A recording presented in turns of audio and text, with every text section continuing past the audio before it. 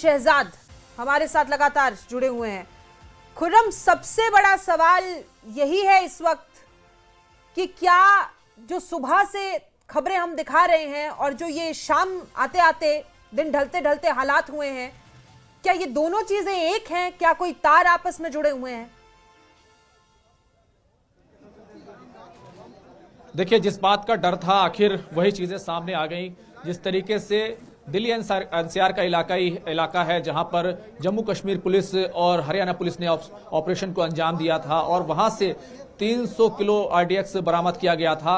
और उसके बाद जो तमाम सतर्कता थी उसके बावजूद दिल्ली के लाल किले पर जिस तरीके का धमाका हुआ है, उसके बाद यहां पर तमाम तरह का हाई अलर्ट है। थोड़ी देर बाद यहां पर गृह मंत्री अमित शाह भी उनके भी पहुंचने की खबर है। लेकिन इस वक्त जो मौके पर हालात हैं कि यहां पर तमाम मीडिया के लोग हैं, तमाम पुलिसकर्मी हैं, जांच टीमें हैं, चाहे पूरा एनआईए की टीम हो, फॉरेंसिक टीम हो या फिर दिल्ली पुलिस की जो एंटी टेररिज्म स्क्वाड है वो यहां पर हो, तो तमाम टीमें जांच कर रही हैं। अभी तक जो खबरें सामने आई हैं उसके मुताबिक ये i20 गाड़ी थी जिसमें जो है धमाका हुआ, उसमें 3 लोग सवार थे और 5 से 6 जो गाड़ियां हैं वो मौके पर ही जल गई। अब जो जांच है वो सीधे तौर पर इस बात पर शिफ्ट हो गई है कि ये गाड़ी कौन थी, किसकी थी और आखिर इसका मालिक कौन था। क्या इसको जो मालिक है वो खुद चला रहा था? और जिस तरीके से अभी तक की जो खबर आई है कि नदीम खान नाम का एक शख्स है जिसके नाम पर ये गाड़ी रजिस्टर्ड है, लेकिन क्या वो खुद चला रहा था या कोई फिदायीन था, ये तमाम जो चीजें हैं वो अंडर इन्वेस्टिगेशन है। तो ये तमाम बातें जो है फिलहाल उन तमाम चीजों को खंगाला जा रहा है। लेकिन दूसरी तरफ अगर आप देखें जो आंकड़ा है वो जरूर जो है कहीं ना कहीं बढ़ता जा रहा है। जिस तरीके से मरने वालों की तादाद है, शुरू में 8 की तादाद थी और उसके बाद 11 तक ये तादाद पहुंचने की जो है पुष्टि एलएनजेपी अस्पताल से हो चुकी है। मैं आपको दिखाता हूं कि ये जो मौका वारदात है, मौका जहां पर ब्लास्ट हुआ, ये चांदनी चौक का जो इलाका है बिल्कुल उसका गेट है चांदनी चौक का, जहां पर ये आपको सीधे तौर पर फायर ब्रिगेड की गाड़ी खड़ी नजर आ रही है। ये चांदनी चौक का इलाका है और उसके बिल्कुल सामने जहां से लाल किले की प्राचीर नजर आती है, जहां पर प्रधानमंत्री झंडा फहराते हैं, बिल्कुल वही सामने का इलाका। और आप देख सकते हैं जो गेट बनाया गया है, यहां पर हमेशा सुरक्षा कर्मी रहते हैं और साथ ही साथ यहां पर बहुत ज्यादा भीड़ रहती है। दिल्ली का चांदनी चौक और लाल किले का इलाका, इसलिए ही काफी ज्यादा यहां पर भीड़ रहती है। और गेट नंबर जो 1 है, बिल्कुल ये जो गेट आपको दिखाई दे रहा है, इसके बगल में आपको एक लाल कलर का गेट दिखाई दे रहा है। लाल किले की जो दीवार है वो दिखाई दे रही है, उससे मिला हुआ गेट है। और वो जो मिला हुआ गेट है उस गेट के पास ही वहां पर जो ये धमाका हुआ है। तो फिलहाल अंडर इन्वेस्टिगेशन तमाम चीजें हैं और क्योंकि इसमें टेरर मॉड्यूल का जो है पूरे तौर से सामने आ चुका है कि किस तरीके से ये एक आतंकी हमला है, जिस तरीके का ब्लास्ट हुआ, जिस तरीके के सबूत और शवाहिद जो है सामने आए हैं, उसको देखते हुए कहीं ना कहीं अब इस पूरे मामले पर जो है गंभीर एंगल से जो है जांच जो है की जा रही है। खुद गृह मंत्री अमित शाह हो या प्रधानमंत्री नरेंद्र मोदी हो, सभी जो है इस पूरे मामले को लेकर काफी ज्यादा उनकी निगाहें हैं और वो ये देख रहे हैं कि आखिर किस तरीके से तमाम चीजें घटना घटी। लेकिन अभी तक फिलहाल दिल्ली पुलिस की तरफ से या फिर किसी दूसरी सुरक्षा एजेंसी की तरफ से अभी तक किसी तरीके का कोई बयान नहीं आया है। हालांकि एलएनजेपी अस्पताल में तमाम तरह की इस बात की पुष्टि जरूर हुई है कि किस तरीके से लोगों की मौत हुई है। शुरू में ही 8 लोगों की मौत की खबर आ गई थी, तकरीबन 24 लोगों के जख्मी होने की खबर है, वो काफी ज्यादा जख्मी है। उसमें से तकरीबन 3 लोग ऐसे हैं जो उनकी हालत जो है काफी ज्यादा नाजुक है। तो अभी अंडर इन्वेस्टिगेशन तमाम चीजें हैं और तमाम एजेंसियां जो हैं एक एक पहलू की जांच कर रही हैं। लेकिन यह बात तय हो गई है, इस बात की पुष्टि हो गई है कि यह एक टेरर अटैक था। आप देखिए कि पहले फरीदाबाद में किस तरीके से 2900 किलो का जो है विस्फोटक सामग्री वहां से बरामद होती है, 300 किलो आरडीएक्स बरामद होता है। और उससे पहले अहमदाबाद को भी देखिए, अहमदाबाद की जो गुजरात एडीएस है वहां से भी इसी तरीके का आतंकी मॉड्यूल का जो है उसका इंकशाफ होता है, उसको सामने लाया जाता है। और अब दिल्ली में जिस तरीके का ब्लास्ट हुआ है तो ये इसकी कड़ी से कड़ी जोड़ी जा रही है कि किस तरीके से ये पूरा षड्यंत्र था, किस तरीके के तार थे और आखिर वो कौन लोग हैं, वो कौन से हैंडलर हैं जो इसके पीछे थे और किस तरीके से इस पूरी धमाके को, इस कार्रवाई को अंजाम दिया गया। तो पल पल इन्वेस्टिगेशन जो है वो धीरे धीरे आगे बढ़ रही है। फिलहाल जो है लाल किले पर अभी हो सकता है थोड़ी देर में गृह मंत्री अमित शाह पहुंच जाएं, तो अभी तमाम चीजें यहां पर अंडर इन्वेस्टिगेशन है। लेकिन जैसे जैसे चीजें सामने आ रही हैं उनको हम धीरे धीरे सामने लाने की जो है अपने दर्शकों को बताने की कोशिश कर रहे हैं। फिलहाल यहां पर ये जो पूरा इलाका है इस पूरे एरिया को ट्रैफिक के लिए हर तरीके से बंद कर दिया गया है। मीडिया के लोग हैं और सुरक्षा कर्मी हैं, जांच एजेंसियों के लोग हैं, वही इस इलाके में मौजूद हैं। खुर्रम, सवाल तमाम है क्योंकि देखिए अभी आपने बताया नदीम जिस व्यक्ति का नाम जो I-20 में मौजूद था कि क्या वो मौके पर मौजूद था या वो गाड़ी छोड़कर चला गया था, क्या वो भी इस घटना की चपेट में आ गया, क्या ये कोई स्लीपर सेल टाइप कोई चीज है? क्योंकि हमने दिन में भी आपसे बात की थी, उस वक्त भी यही चीजें निकलकर सामने आई थी कि अगर वो 2900 किलो RDX बरामद कर लिया गया तो ये उसके बाद क्या छोटे तौर पे उन्होंने इस घटना को अंजाम देके कोई संदेश देने की कोशिश की है, या अगर वो नहीं पकड़ा जाना था तो आज ही वो तारीख थी कि ये हर जगह इस तरह का ब्लास्ट होना था? क्या कहेंगे?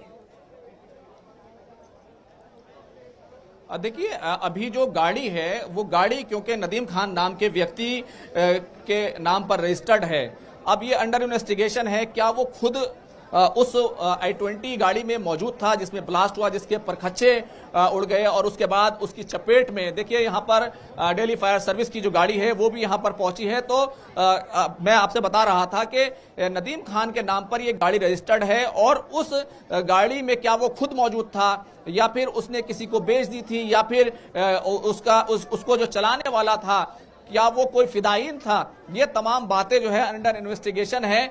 लेकिन अगर आप देखें कि जम्मू कश्मीर पुलिस पिछले 15 दिनों से इस तरह के आतंकी मॉड्यूल को पकड़ने के लिए काम कर रही थी और लगातार छापेमारी चल रही थी। हरियाणा में जिस तरीके से 2900 किलो का विस्फोटक पकड़ा गया और 300 किलो का जो है वो जो है RDX वहां पर था, बहुत सारे जो लगभग 40-50 के आसपास जो बैग बरामद हुए, वहां पर राइफल बरामद हुई। तो ये तमाम चीजें ऐसी हैं जो कहीं ना कहीं इस पूरी इशू को, इस पूरे मामले को कहीं ना कहीं बड़ा करती हैं। अब इसमें जो है कड़ी से कड़ी जोड़ी जा रही है कि इसके पीछे आखिर कितना बड़ा जो है षड्यंत्र था, क्या ये उसी षड्यंत्र का एक हिस्सा है? तो ये तमाम चीजें अभी तक आधिकारिक तौर पर तमाम चीजें ये जो है साफ नहीं है कि क्या ये किसी एक ही कड़ी का हिस्सा था या फिर ये अलग मामला है। इस पर फिलहाल अभी बने रहिए हमारे साथ। एक बहुत बड़ी जानकारी सामने आ रही है। दिल्ली धमाके पर प्रधानमंत्री नरेंद्र मोदी का एक्सपोज सामने आया है। आपको बता दें कि धमाके में मारे गए लोगों को प्रधानमंत्री के द्वारा श्रद्धांजलि दी गई है। घायलों को जल्द स्वस्थ होने की कामना प्रधानमंत्री नरेंद्र मोदी के द्वारा की गई। आपको बता दें कि प्रधानमंत्री नरेंद्र मोदी ने गृह मंत्री से बात भी की थी, जानकारी भी ली थी और अब एक्सपोज प्रधानमंत्री नरेंद्र मोदी ने किया। दिल्ली धमाके पर एक्सपोज उनकी तरफ से किया गया और श्रद्धांजलि, जिन लोगों की इस घटना में मौत हो गई उन्हें श्रद्धांजलि दी गई और घायलों के जल्द स्वस्थ होने की प्रधानमंत्री नरेंद्र मोदी कामना की गई है। और साथ ही उन्होंने ये भी कहा है कि गृह मंत्री अमित शाह से बात मैंने की, उनसे जानकारी ली और लगातार जांच जारी है। खुर्रम, देखिए जब ये घटना पेश आई थी उसके तुरंत बाद हमने देखा कि थोड़ी ही देर में किस तरीके से केंद्रीय गृह मंत्री अमित शाह एक्टिव थे और प्रधानमंत्री नरेंद्र मोदी की भी ये खबर सामने आई थी कि आपस में बात की गई है। अब क्योंकि केंद्रीय गृह मंत्री अमित शाह NJP अस्पताल पहुंचे हुए हैं, हमने अपने दर्शकों को तस्वीरें दिखाई कि वो आला अधिकारियों से वहां पर बातचीत कर रहे थे और खबर ये भी आ रही कि वो मौके पर भी पहुंचने की।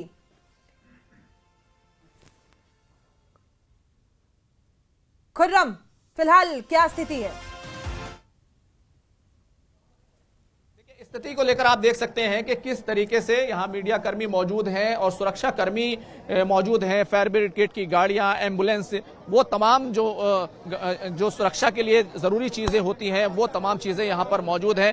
मैं आपको दिखाता हूँ कि किस तरीके से यहाँ पर देख सकते हैं कि सुरक्षा की स्थिति ये है और जिस तरीके से तमाम ये पूरी घटना हुई उसको लेकर दिल्ली पुलिस की जो एंटी टेरर टीम है वो मौके पर है, एनआईए की टीम मौके पर है, एनएसजी की टीम मौके पर है और कहना चाहिए कि कई टीमें जो है यहाँ पर दिल्ली पुलिस की खासतौर से मौजूद हैं और इस पूरे मामले की जो छानबीन जो है उसमें लगी हुई है। फिलहाल इस पूरे इलाके को बैरिकेड के जरिए से घेर दिया गया है और सुरक्षा कर्मी, पुलिसकर्मी यहाँ पर जो है किसी चीज सभी को दूरी बनाए हुए हैं कि कोई किसी चीज से छेड़खानी ना करे और उसको लेकर जो है अब क्योंकि इन्वेस्टिगेशन में एक एक चीज की अहमियत होती है, सबूत जो है वैसे ही जुटाए जाते हैं ताकि उनको आगे ले जाकर ऐसे सबूतों में बदला जा सके, क्योंकि जो लोग भी इसके पीछे हैं उनको लेकर कहीं ना कहीं अब जो है एक बड़ा ऑपरेशन चलाने के लिए की जो है एक तरीके से तैयारी है, क्योंकि आप देखिए गृह मंत्री जो है खुद अमित शाह यहां पर पहुंचने वाले हैं। एलएनजेपी अस्पताल जाकर उन्होंने घायलों से बातचीत की है, तो पूरी नजर जो है सरकार की है और ये बात जो है खुलकर सामने आ गई है कि ये टेरर का जो मामला है ये एक आतंकी जो है हमला है और उसमें जिस तरीके से गाड़ियों का इस्तेमाल हुआ और भीड़ भाड़ वाले इस इलाके को चुना गया, क्योंकि एक तरफ चांदनी चौक की एंट्री होती है, वहां पर बहुत ज्यादा भीड़ रहती है, लाल किले के सामने खुद बहुत ज्यादा भीड़ होती है, मेट्रो स्टेशन का गेट है तो बिल्कुल मेट्रो स्टेशन का जो गेट है बिल्कुल वहीं पर यह पूरा धमाका हुआ है।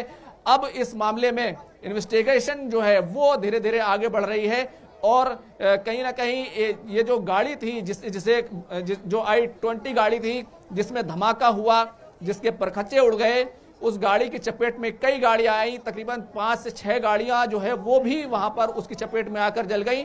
तो ये जो खुर्रम, आपको नहीं लगता अगर ऐसा है तो, क्योंकि i-20 देखिए एक चीज तो हरियाणा से भी तार इसके बहुत ज्यादा जुड़े हुए नजर आ रहे हैं, क्योंकि आज ही फरीदाबाद में जो कार्रवाई की गई वो हमने देखा और अब ये भी खबर निकलकर सामने आ रही कि i-20 जो मिली है वो भी हरियाणा नंबर गाड़ी थी।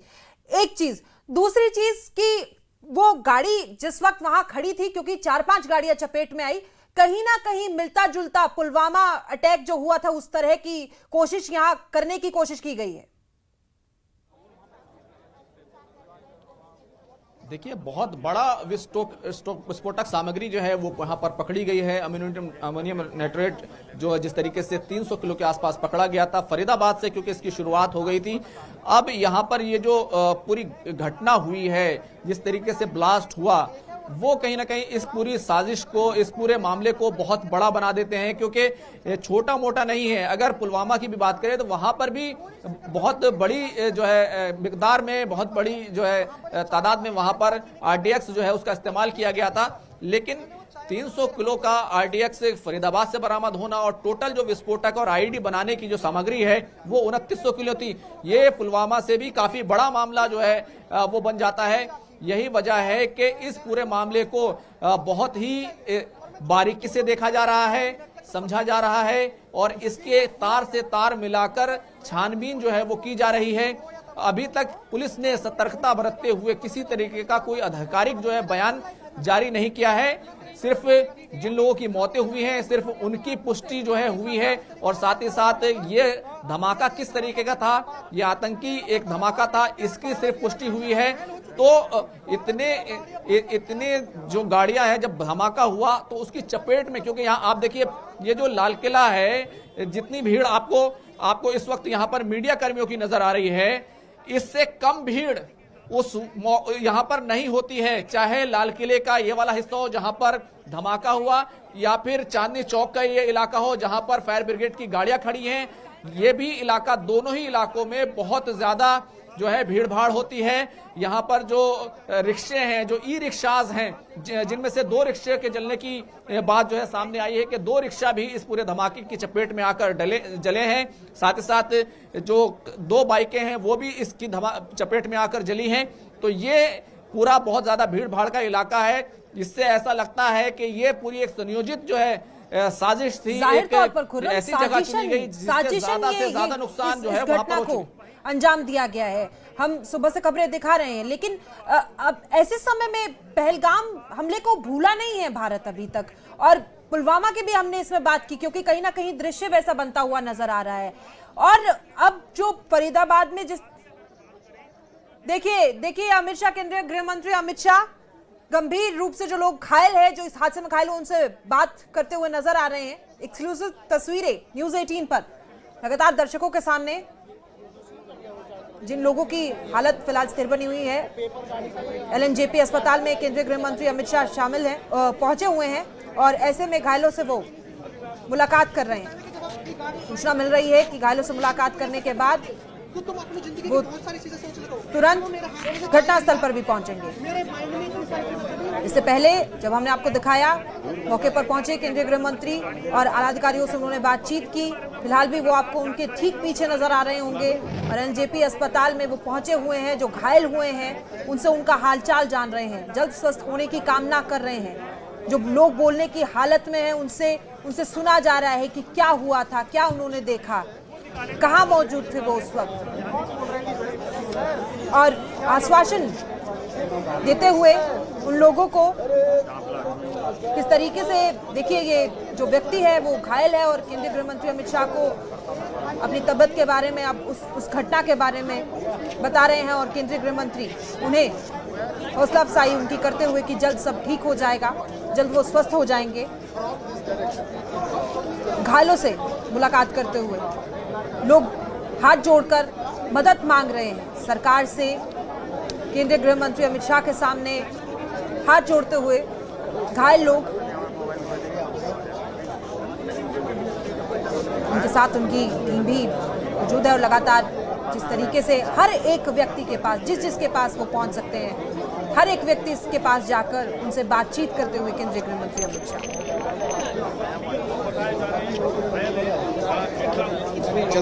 पूछने की कोशिश कि क्या उस वक्त हुआ था, कहाँ वो मौजूद थे, और अपने दिल का दर्द बयां करते हुए वो घायल व्यक्ति,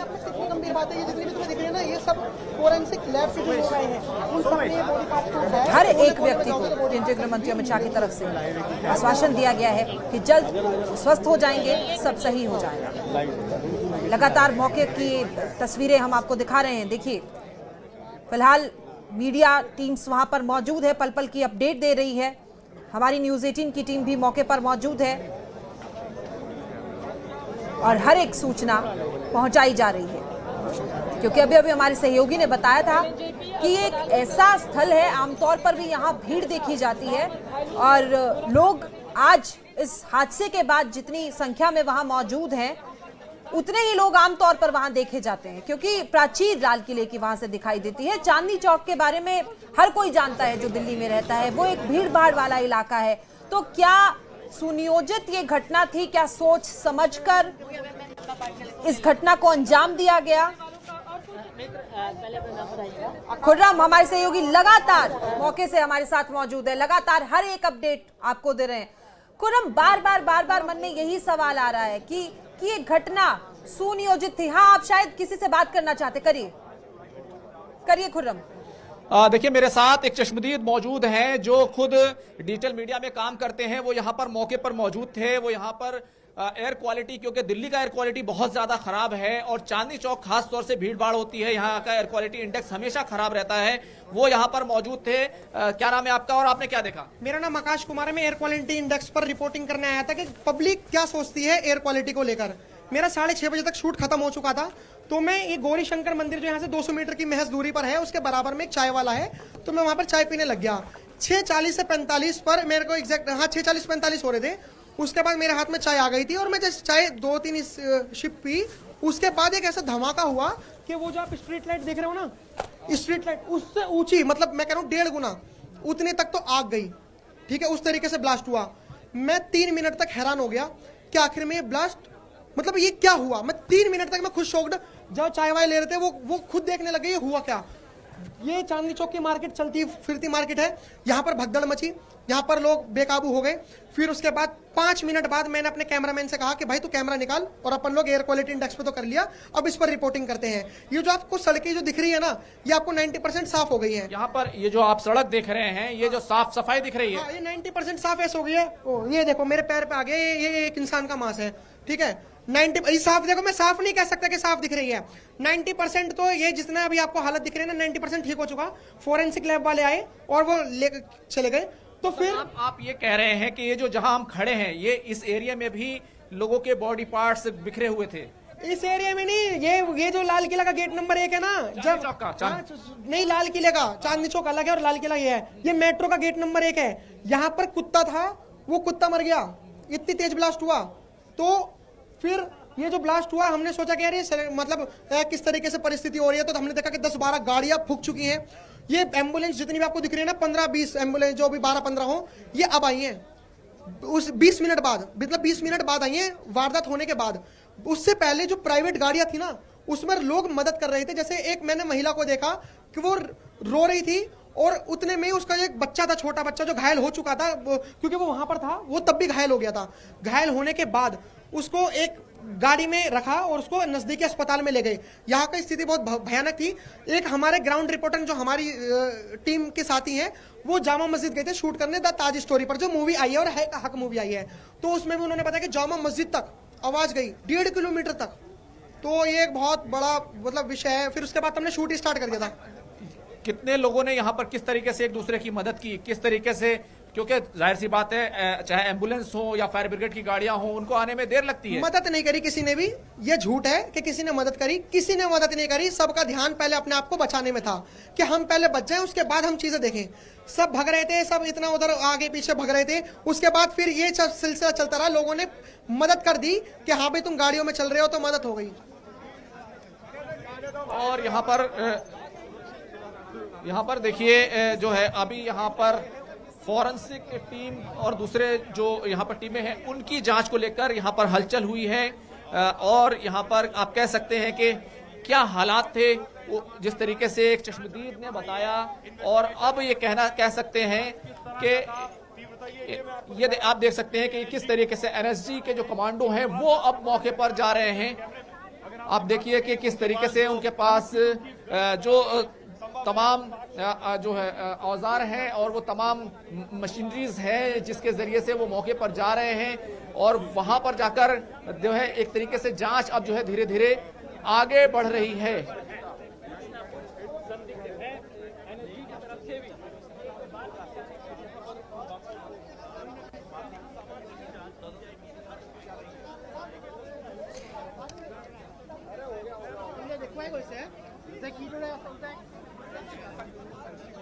तो एनएसजी कमांडो मौके पर मौजूद हैं और लगातार जांच आगे बढ़ रही है। हमारे सहयोगी ने भी यही सूचना दी और अभी अभी हमने सुनाया जो चश्मदीद वहां मौजूद थे, उनका साफ तौर पर यही कहना है कि फिलहाल जो स्थिति वहां पर दिखाई दे रही है उससे भी ज्यादा बद से बदतर स्थिति उस वक्त हुई थी जब यह हादसा पेश आया था और 1.5 से 2 किलोमीटर दूर तक वो आवाज गूंजी थी।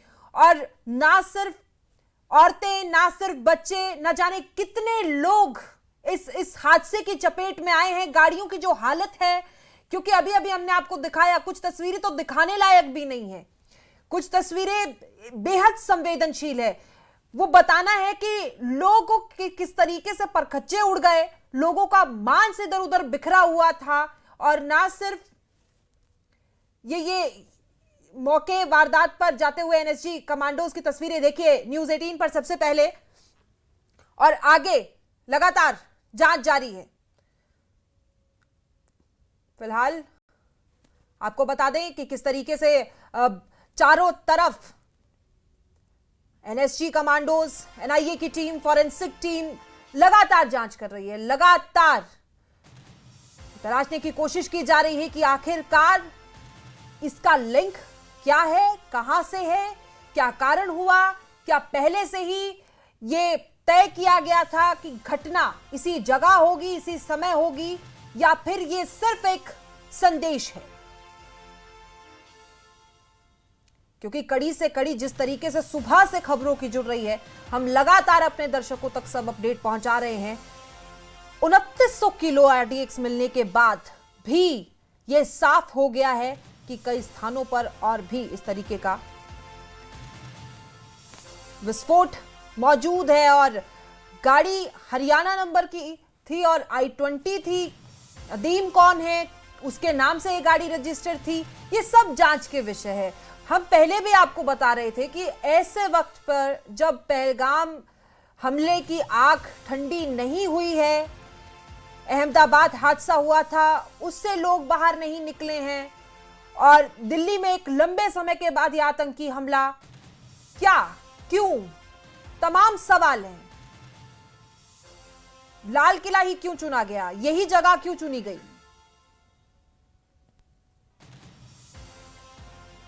तमाम सवाल है, लगातार जांच जारी है। केंद्रीय गृह मंत्री अमित शाह मौके पर मौजूद है, हमारे सहयोगी मौके ग्राउंड की एक एक रिपोर्ट आपको लगातार पहुंचा रहे हैं। खुर्रम कब से हमारे सहयोगी वहां पर मौजूद है, जैसे ही वहां कोई हलचल होती है आपको अपडेट देते हैं। खुर्रम, फिलहाल क्या स्थिति है वहां? देखिए, यहाँ पर अभी भी स्थिति जो है, पूरे इलाके को बैरिकेड कर दिया गया है। गृह मंत्री यहाँ पहुँचने वाले हैं, इस तरह की खबर है, क्योंकि एनएसजी कमांडो भी थोड़ी देर पहले यहाँ पर पहुंचे हैं। एनआईए की टीम को इस पूरी इन्वेस्टिगेशन को हैंडओवर किया गया है, उसकी फॉरेंसिक टीम मौके पर है। और जैसा कि हमने आपको भी लाइव दिखाया था कि किस तरीके से कहना चाहिए कितना इंटेंसिव ये ब्लास्ट था, कितना शदीद ब्लास्ट था कि यहाँ पर इस पूरे इलाके में जहाँ पर मीडिया के लोग मौजूद हैं, दूसरे लोग मौजूद हैं, उस इलाके तक जो है वो आम लोगों के जो बॉडी पार्ट्स हैं जो उसमें जख्मी हुए थे, वो कहीं ना कहीं उसमें जख्मी जो है वो हुए थे, वो यहाँ पर बिखरे हुए थे।